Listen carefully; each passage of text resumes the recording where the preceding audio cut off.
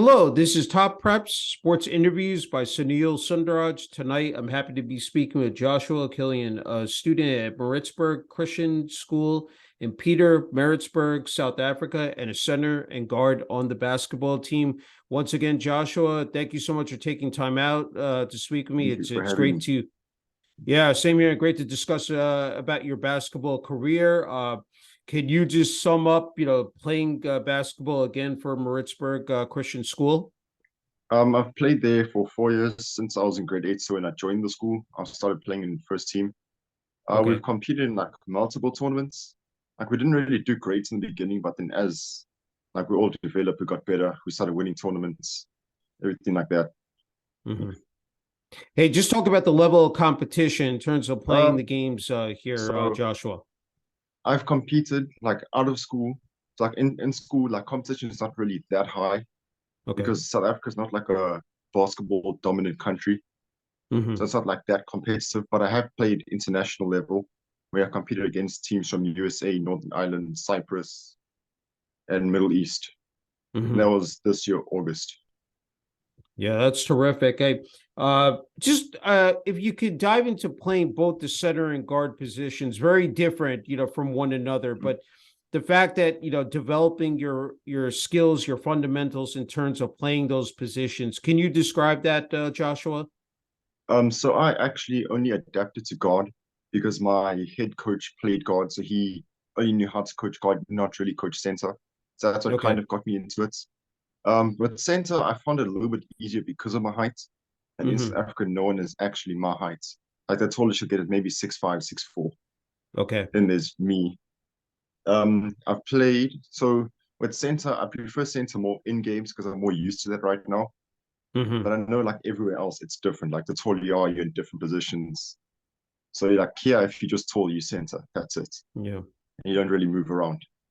Yeah, no, that's true. Hey, you provided some info, one just absolutely dominating game, 19 points, 3 steals, 12 blocks, 22 rebounds. I mean, just talk about that, Joshua. I mean, to have that type That of that that was like yeah, go ahead. that was a really really good game. Like I Yeah. wasn't really expecting it because we were playing like a considerate good team here, hmm and then it just went really well. Everything went my way. I was making all shots, everything. And then Yeah. after each bucket, confidence grew, so I was able to do more and more stuff. I mean, to And it just be, got a little bit easier. in the zone, locked in like that, firing on all cylinders. I mean, that's got to be, I mean, just an It absolutely is good. exhilarating feeling knowing that you're absolutely just on all both ends, offense, defense. Just talk about that because it's not easy, again, for it to do it on both ends of the floor. But obviously, said we're able to excel quite a bit in that game. But just describe the feeling of that, Yeah, so it's of like that it's game. really, really good. But also it's like it's kind of like overwhelming because I play when we play like four low, I'll play two one high. What is this? Two high. I play like Mhm. in the center of the paint. So I've got to Okay. call everything and I'm still got to watch the ball. And then Yeah. now I'm trying to go for like a career high kind of game as well. hmm So it's like kind of overwhelming. And then like as time went on, it just got a little bit easier. Yeah. Hey, I'm wondering for you, like, before a game, like the preparation. I mean, I've asked athletes this, basketball especially, that you just don't walk onto that court. There's a lot that goes behind the scenes in terms of getting ready for a game. So I'm wondering just any pregame, I said rituals or superstitions or what you do to really get your body, both mentally, physically, again, locked in, ready to go once you take that court. So for me, it starts with the coaches because they give us like a whole talk. They give us a rundown of the team. It all starts there, and then that's where hmm I start to like develop my routine kind of. Because I know if we're playing a good team, I've got to go watch their games before we even play them. Yeah. Before we do that, but then if we're playing like a not so great team, I take it more relaxed in a way, but not really. Because like hmm that's where the games where it's like, okay, if I do too much and I get injured, I don't want to get injured playing here when I know I have a big game next. So like Yeah. I kind of don't put as much strain on my body on certain games compared to others. Yeah. But then other than That's that, true. it's just like a lot of stretching. I stretch a lot, like going for like a short walk before the game, everything. Just being Hmm. by myself and then just locking in. Yeah. Hey, you brought up an excellent point in terms of strength and conditioning. I mean, there's so much that Mm. goes into nutrition, rest and recovery, mental health. Talk about that aspect, that in terms of, again, preparing for a basketball season, getting your body in tip top shape, where you can absolutely, again, just be able to just dominate the floor. Uh, what is it for you on a personal basis, So for besides the me, team practices? Yeah. so for me, it's like a thing of I know if I get injured, it's gonna be like a bad thing. Hmm. Because like I really, really don't want to get injured. So like I do stretch a lot. And I got injured, I think it was last year in November. We were playing Okay. in a tournament and I fell and I broke my wrist in like the middle of the game. Oh, wow. So then that was Okay. like that's when I realized I need to actually start like stretching a lot more, like Yeah. exercising a lot more just to like strengthen my body. Yeah. No, it's true. Hey, I wanted to just pivot back. You talked about playing overseas. It said Cyprus, the Middle East, for the Peace Players Friendship Game, selected Mm. as one of the 10 males to represent South Africa at the event. That's a prestigious honor. I Yes, talk about what that meant to you, to know that you're representing your home country of South Africa. It had to mean a lot for you and your family as it well. did. Well, it was like a really so originally I joined the program, I think it was 2019, and we were Okay. supposed to go to USA in 2020 to compete there, but we couldn't Hmm. because that's when COVID happened. So Yeah. that like ruined that whole thing. So then last year they gave us this opportunity in Middle East to go and play for them there. But like Okay. it was really, really stressful because there was like I think 20 males of us that were all waiting for their name to be called. It's Hmm. like you're all waiting for that message from the coach to tell you if you made it or not. Yeah. It's like Yeah. a really, No. really stressful thing. But like once you're there, it's really nice. The Yeah. competition is good, everything's good. Yeah, that's what I was going to ask you. I mean, as you alluded to, competing against players from USA, Northern Ireland, the Middle East, Cyprus. I mean, that to sort of stack yourself up against the rest of the competition and Mm. really see where you measure. I'm sure again was very beneficial for you. Can you just again describe that feeling Yeah. as well? So it was like I what I took out of it was so when we were playing like when we were playing pickup, I think it was the first night we were just playing pickup, and some of the guys from USA came over to come play with us. And when I Mhm. was like matching their energy, that's when I realized like I actually want to do this. Where I come Yeah. to the States and I play in the States because this is something like I really, really enjoy. Hmm. Yeah, So then, no, yeah. it's great to hear. And you know what, the fact that and you said playing in that environment, adapting to new environments and getting to know Mm, other people. mm, I think that's the great thing about basketball. It truly has yeah. become a global sport, and you get to meet people from all parts of the world. I mean, that's got to be a it's gonna be again just a absolutely I said fabulous feeling. Just knowing that you're getting that opportunity. Mm. Yes, it is really, really nice. Especially like meeting new people and also Yeah. hearing like so there was this I think it was a guy from Northern Ireland Okay. where he was telling me that he's like this is like also his dream going to the States playing, but he's always Yeah. found it so difficult. And when he went to this event, he found like a little bit easier because there were coaches there. There was a coach from Spurs, like the NBA team Spurs. There was a coach from Yeah. there, like all that stuff. So that's when he found like his motivation to do this. Yeah. And the great thing is the NBA is investing in, Mm, countries in terms of opening up training centers mm, where, again, athletes, from that particular country can, be a part of that program. And then it could eventually lead to something, possibly, bigger in terms of like, as said, as you mentioned, coming mm. over to the United States of America. Hey, let's just talk about what are some of the intangibles with the game of basketball. What has made it so special for you to play year after year? You obviously have that passion for it, that determination. Just what is it about when you're out there on the court and you're in the flow of the game? What, from a athlete's perspective, what is it about this game that again makes it so unique? This is like one of my favorite questions. Someone's asked me like similar to this. So there's Okay. I don't know if you've watched Uncle Drew. I think it's called Uncle Drew. I think it Okay. is. There's this one scene where Kyrie says, if you when you're playing basketball, there's like what's not to love, because the ball always going to come back to you. It doesn't leave Yeah. you. It's like one of those things. It's like a therapy Yeah. type of thing. Because I know, like, if I'm not maybe having a good day, I can just go take my ball, my shoes. I can go to a court. I just shoot. Everything's Yeah. fine. That's it. Yeah. No, that's terrific. Hey, let's talk about me again. 6'7", I said you're still growing, Mm. 178 pounds, but you're definitely going to, fill in. Talk about, you said utilizing your size. I mean, that's to your Mm. advantage. I mean, you're the fact that you're that tall, and especially there in South Africa, but the fact that going up against other players who are around that height. Just talk about this. That you have that ability. You have those skills. What does it mean, like to know that again when you take the floor there, you're able to go up against some of the best players out there in the world as well. Mm. So I know for me, my one main thing that I'm doing right now is I need to build like a lot of muscle if I want to Mm-hmm. actually like do really, really well in the States. Because Yeah. like I'm 178 pounds, that's like it's not a lot. And I want to get to at least 200 something, just muscle. Yeah. So that's what like right now, that's what I'm working on. Just That's building great. muscle, building my body, injury prevention, everything. Yeah. Hey, I want to just ask you about you mentioned your coaches. I want to ask you about your teammates as well. Mm. There at Maritzburg Christian School. What have they meant to you? Like, the past, 4 years here, and playing on the team. Those moments, those behind the scenes. Again, a lot of people don't get to see that interaction. But what is that meant to be a part of that squad? It is really, really nice. Like we do have our days where it's like there's people arguing because they want like they're arguing because things aren't being right, like done Mm-hmm. right. But then we manage to get over that. We can all sit, we can talk, we can all have fun together.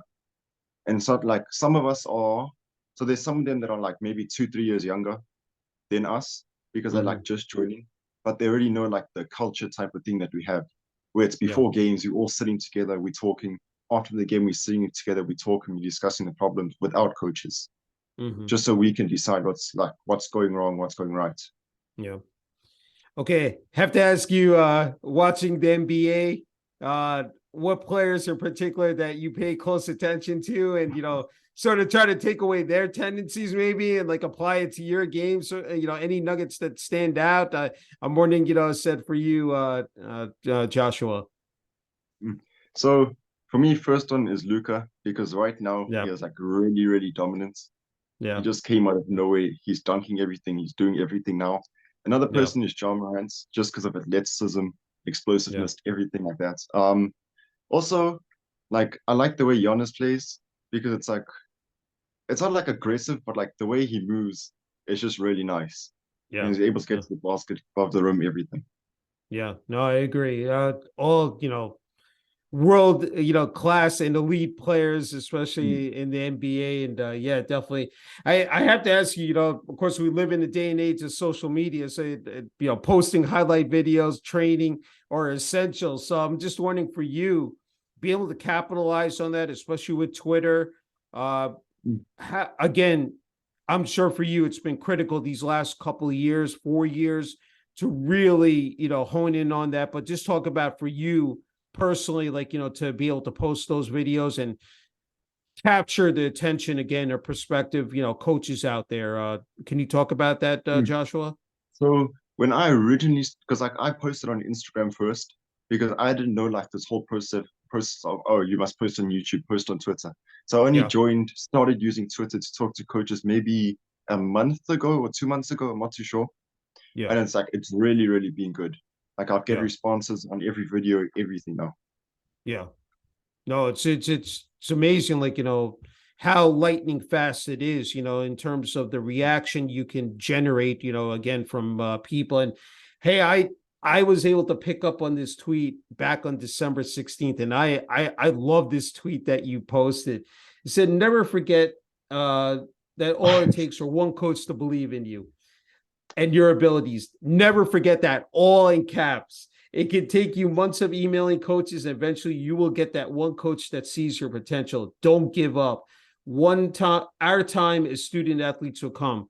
Yeah, I mean that's I think that provides a lot of inspiration, motivation for athletes across the world. I mean, I think you could be a motivational, speaker, Joshua, but hey, just, I mean, I mean, to put that out there, I think it really does, it's significant in the meaning behind it. Just, let's talk about that. So I don't know what got me to post that. I just woke Yeah. up the one day and I was like, okay, today I'm just in a good mood. Let me try Yeah. see if I can like help people who maybe aren't like having a good time with this whole recruiting thing, aren't getting Yeah. coaches to respond. Because like I know because I was there. I emailed like there was this one day I emailed around 40 coaches from Alabama only. Wow. Just from there, I got zero responses. And then that's when it's like then I posted that tweet as like a motivation thing. And the next day Yeah. I had two coaches email back. So it was just Okay. like a whole timing thing. Yeah, you never know what it's going to lead to, and obviously Mm, it has produced results for you. And it's just not about being an athlete; it's being a student athlete, and it's very demanding and rigorous in terms of trying to balance that time management organization out. So I'm wondering here these past 4 years at Maritzburg Christian School, how you've been able to really delegate those responsibilities. So I've actually had a lot of responsibilities because I don't know if you guys do this in the States, but we have this thing called like student leadership Okay. where Yeah. there is so like once you get to grade 12, you get uh all allocated like a role. So like Okay. for me, it was deputy head boy. So I was like I was second in line of like keeping the school in order. So like Hmm. that held a lot of responsibility.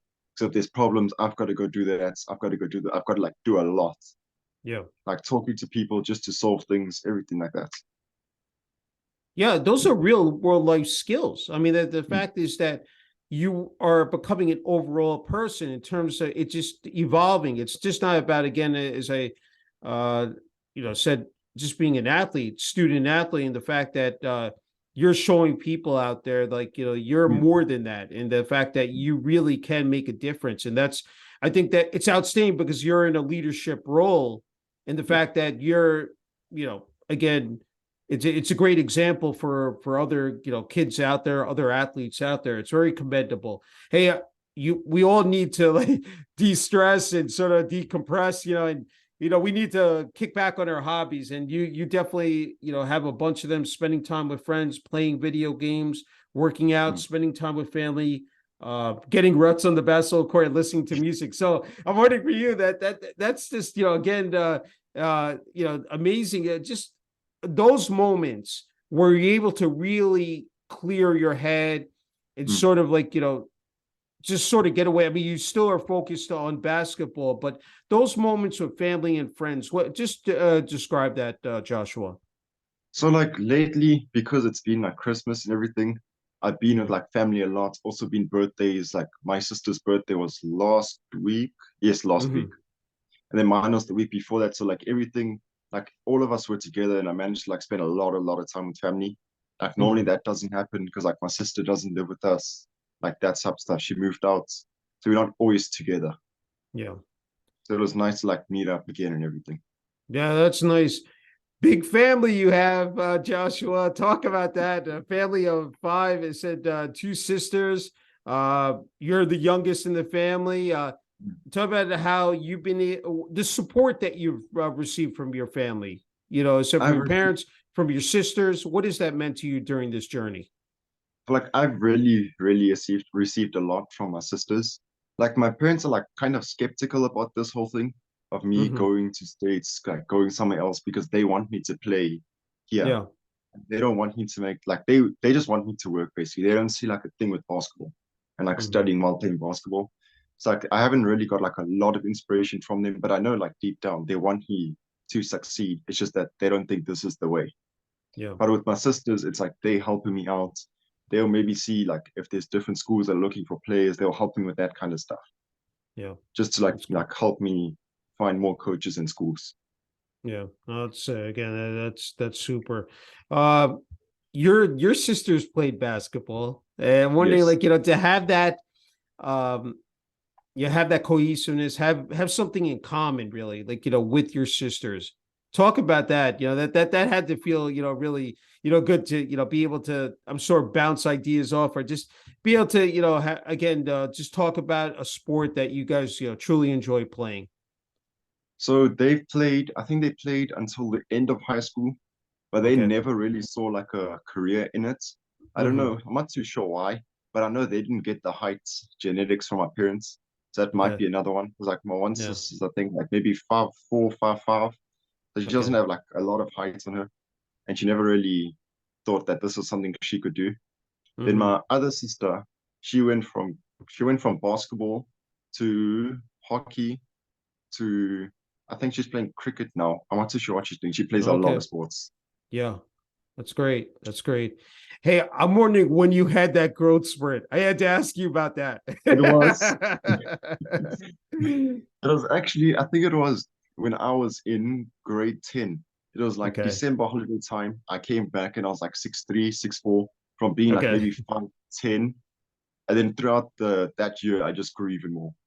Wow. That's again, that's super. Hey, I'm wondering, like, just in terms of growing up, and what sport did you play, any other sports? And when you took the game of basketball up, I was just really wondering about that as well. I was just curious about that, Joshua. So I played soccer for like a really, really long time.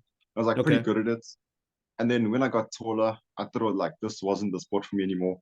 Then Yeah. that's when I picked up basketball. Like this moment I started growing was when I picked up basketball. It's And great. that's where like all came together. How, for the people out there, they're gonna watch this. I'm wondering, like, in terms of the popularity of basketball, how Mm. much it's grown, throughout the years, and where it is today, where the state of the game is in South Africa. So it depends really where you are. I would say maybe Okay. this past year or so, it's like grown quite a bit. Hmm. Like with high school teams, it's like there's not like a lot of supporters like you get in the States where the stands are filled. It's like not like that. But like the only support you maybe get is like some students, some like that. Because it's not like a popular sport. But like Yeah. people, like a lot of people play it. They just don't watch it. Yeah. I mean, I know there's cricket, there's soccer out there, Mm. of course, and I'm just wondering where, basketball would fall into that hierarchy. Hey, just a couple more. I know for you, the aspirations, the goal is, to play, in the United States. And, I'm sure that you want to be playing at that professional level, as said, very soon. I'm wondering for Yes. you, what is uh that roadmap been like? What is that progression, to move up and have that trajectory, and, say, look, one day I want to be there, said, under the bright lights. So just talk about that, how important that is to you, personally, Joshua. It is like really, really important. Because like I've told my sisters, my parents as well, because like they've helped me with so much with everything. So I've told them like once I get money, I'll get you this, I'll get you this, I'll get you that, like Yeah. all those things. So mainly it's like I'm not really I'm doing it for myself because it's what I want, but I'm also doing it for like the benefit of like family, people that are like really close to me, stuff like that. Yeah. No, it's a great, work ethic and attitude that you have, and I think you're in the perfect spot here, Joshua, to offer some much needed advice. I'm sure to young kids, the athletes out there, not only in South Africa, but I think across the world, and even here in the United States of America, because we know how competitive. I'm sure Mm. throughout the years growing up how competitive it is out there, and especially now with social media, there's so many mitigating factors, and it's difficult for kids to sort of sift through that and sort out, hey, if I'm really cut out for this. I'm wondering what, message or advice you might offer to them that, they could, use, in order to, as I said again, move up that ladder. Mm. So I would say definitely do a lot of research because you can't necessarily go and message a Division 1 school, but you don't have highlights or anything. Yeah. Like you don't even think you'll make it, but you're starting to message like Division 1 schools. You need to like find your spots and then start going from there. So like you kind of like it's like you need to humble yourself in a way. Like Mm, if you know you can't play at a certain level, don't go and try reaching out to coaches. Because if they don't respond, it just like destroys self-esteem, self-confidence, everything. yeah. Because like it's pointless doing that. It's like with me, I slowly I got into all of this. I spoke to Coach Moses. I would recommend speaking to him for people watching. Mhm. He really helps a lot. Yes. Yeah. Um, so like talking to people, asking for advice from different people, even if it's from like a coach from anywhere, just like message them, can you get advice, something like that. They're gonna help you because like people want to see you win, even if you don't think so. Yeah. We need to give that shout out to Kevin Moses. Coach he deserves a lot of credit. He does. Knows the game of basketball very well, and I said the fact that he's been able to help out a lot of Mm. basketball athletes. Just talk about what he's meant to you. I mean that's that we definitely have to acknowledge. I said his work and his contributions. I actually need to send him a message to say thank you because I received Okay. my first offer about 2 or 3 hours ago, I think it was. I received my first offer, and that was all because he posted a tweet of me where he mentioned me in a tweet, and then a coach like followed up on it. So I need to say thank you to him for that. Other than that, he's like really like I'll speak to him even if it's like just advice. He always tells me like the right thing to do, everything like that. Yeah, no, that's outstanding. That's the type of people we need out there is really Mm. paying it forward. And he obviously has again a phenomenal track record. Okay, Joshua, you get the final word and message here for family and friends, teammates, coaches at Maritzburg Christian School, and yeah, I really wanted to give you the floor. Said to say anything you want to those people who have really meant to you, meant so much to you throughout this academic and athletic journey, and especially in the game of basketball. The floor is yours. Okay. I don't know if these people will see it, but like it's still good to mention them. I'd like to give like a massive, massive shout out to one of the head coaches at my school because he's the one who's like always telling me, oh, go to message this coach, message that coach. He's always trying to help me out. He's sending emails to coaches for me, sending reference letters, everything like that. Even like stuff I don't see, he doesn't tell me about, but I know like he does it just because Mhm. like that's the type of person he is. Also, some of my friends who are like really wanting to see me win. Like they'll even help me out. They'll tell me message this person. They'll congratulate me every video. They share all my highlights, everything like that. Shout out to them. Family, I don't know. Like I don't know if they all see this, but they might. Um, Yeah. Shout out like a lot to them because they really really support me. Even if I don't see some of the stuff they do, I know they are trying their best. So yeah, It's great. that's Hey, it. just an incredible honor and privilege being able to speak with you, Joshua, especially Thank in, you. a basketball athlete from South Africa and being able to, especially here on Zoom and, it doesn't matter what distance is and, having this platform Mhm. and congrats on your success. I know there's more to come and, you know, can't wait to see what you do, said from now on, like, hope to see you in the United States of America and then, playing professionally as well. Thank you. Thank you so Thank you. much. Thank you. Thank you.